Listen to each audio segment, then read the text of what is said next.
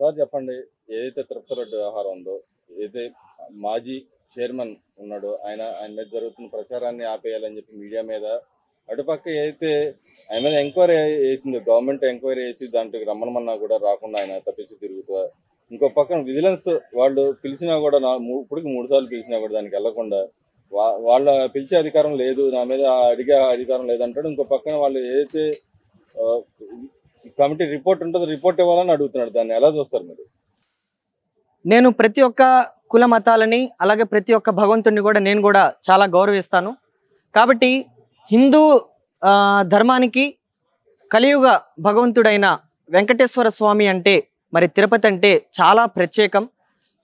మరి 7 కొండల్లో కొలువై ఉన్న 7 కొండల వాడు, ఆపదల మొక్కువాడని చెప్పి ఎంతోమంది ఆ స్వామిని ఆరాధిస్తూ కోట్లాది మంది గుండెల్లో కొలువున్న ఒక తిరుపతి వెంకటేశ్వర స్వామి ప్రసాదాన్ని వీళ్ళొక్క స్వార్థం కోసం, వీళ్ళొక్క డబ్బు కోసం, వీళ్ళొక్క అధికార దాహం కోసం తిరుపతిని ఏ రకంగా గత 5 సంవత్సరాలు ఏ రకంగా వాళ్ళు దాన్ని ద్రష్టు పట్టించారు. అలాగే ఏదైతే ఒక మనిషితో చెలగాటమాడచ్చు, కలియుగ భగవంతుడైన వెంకటేశ్వర స్వామి దైవంతోటే వీళ్ళు రాజకీయాలు చేస్తూ ఏదైతే కోట్లాది మంది భక్తులు ఆయన దర్శించుకోవడానికి రాత్రనగా పగలనగా ఎండనగా వాననగా వాళ్ళందరూ కూడా అక్కడికి వచ్చి ఆయన దర్శించుకొనే వెళ్ళాలి అని చెప్పి, మరి ఆ తోపులాట్లో కూడా ఆ స్వామిని చూసి వెళ్ళాలని చెప్పి ఒక ఆలోచనతో అక్కడ ఎంతో మంది లక్షలాది కోట్లాది మంది వస్తూ ఉంటారు. అక్కడికి వచ్చి ఆ స్వామి వారిని దర్శించుకున్న తర్వాత ఒక ఎత్తు అయితే అక్కడ ఆ ప్రసాదం అనేది ప్రత్యేకంగా అక్కడ మరి ఎంతో నాణ్యతమైన ప్రసాదంతో అక్కడ భక్తులు తీసుకొని వాళ్ళు వేరే వేరే దేశాల నుంచి వేరే వేరే ఊర్లకు ఆ ప్రసాదాన్ని కూడా తీసుకెళ్ళి అక్కడ పంచుకొని ఆ ప్రసాదాన్ని తినే పరిస్థితి.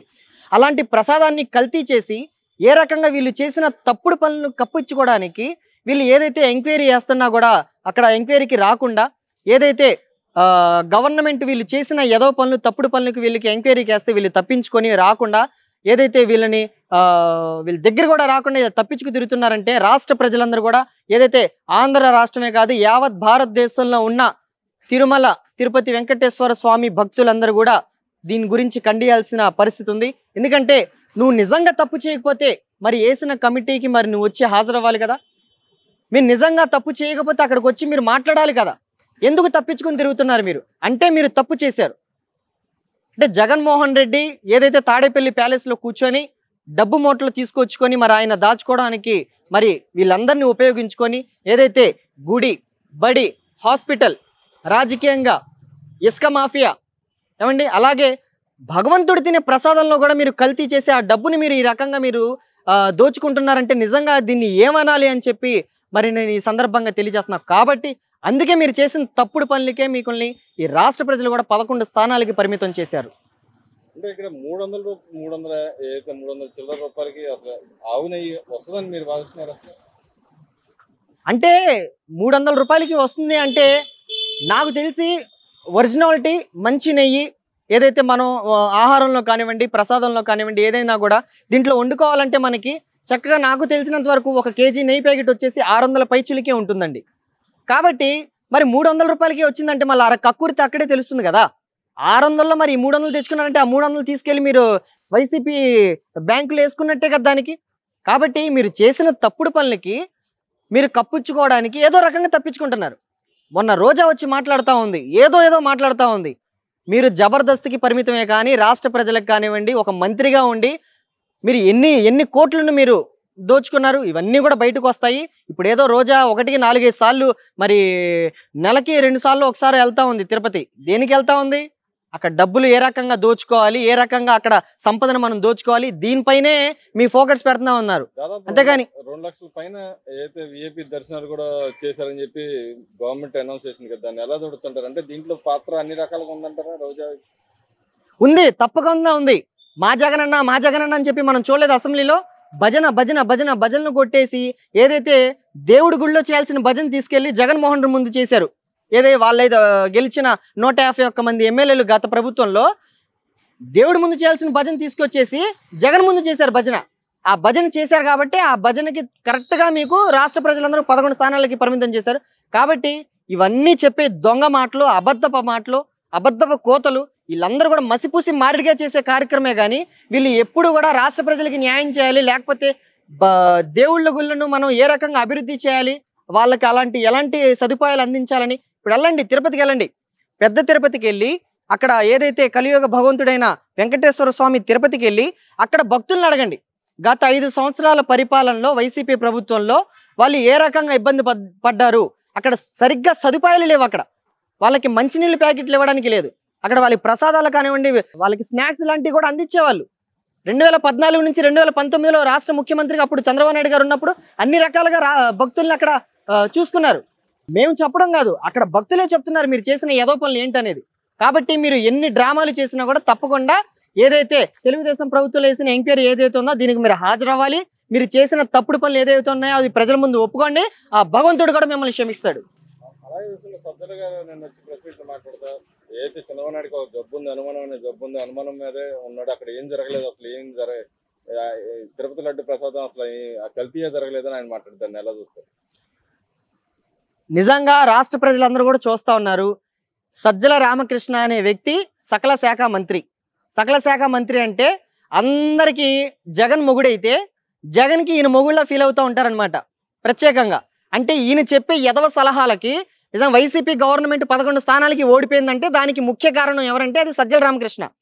ఆయన తప్పుడు సమాచారాలు అందిస్తూ తప్పుడు సమాచారాలు మాటలు చెప్పి జగన్మోహన్ రెడ్డిని సగం ఆ పార్టీని సర్వనాశనం చేసింది ఎవరంటే అది సకల శాఖ మంత్రి సజ్జల రామకృష్ణ.